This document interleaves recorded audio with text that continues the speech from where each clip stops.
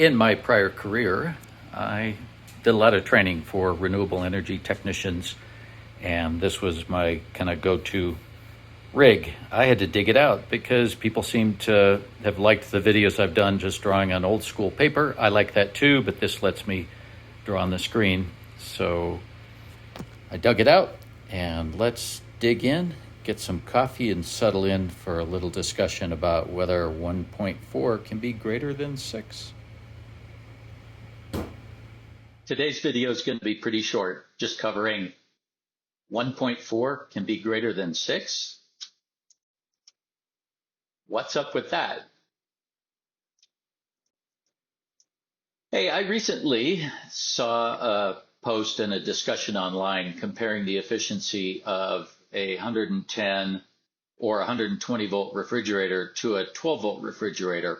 Now, this is not the same as the video I did recently comparing the efficiency when you include the inverter, whether it's consumption, idle current consumption, or conversion losses or anything during that process.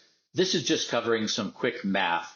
So this poster compared a 120 volt refrigerator and said it only used 1.4 amps, but a 12 volt refrigerator used 6 amps. And so that's where I got this. So 1.4 is not actually greater than 6, but we really need to compare watts. And if you do that, watts is a measure of power.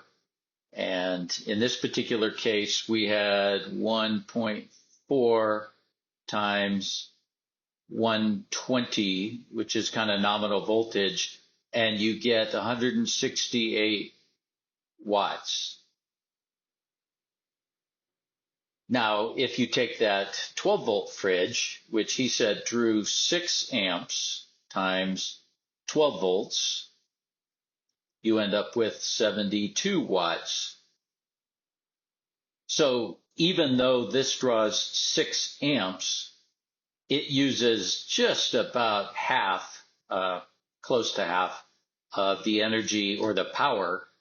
Power would be momentarily, so over time, if these both ran for 2 hours out of a 24-hour day, then you would expect the 12 volt fridge would use essentially half, a little less than half of the energy power over time that the 120 volt fridge did. Now, 120 volts is going to be pretty consistent in your system.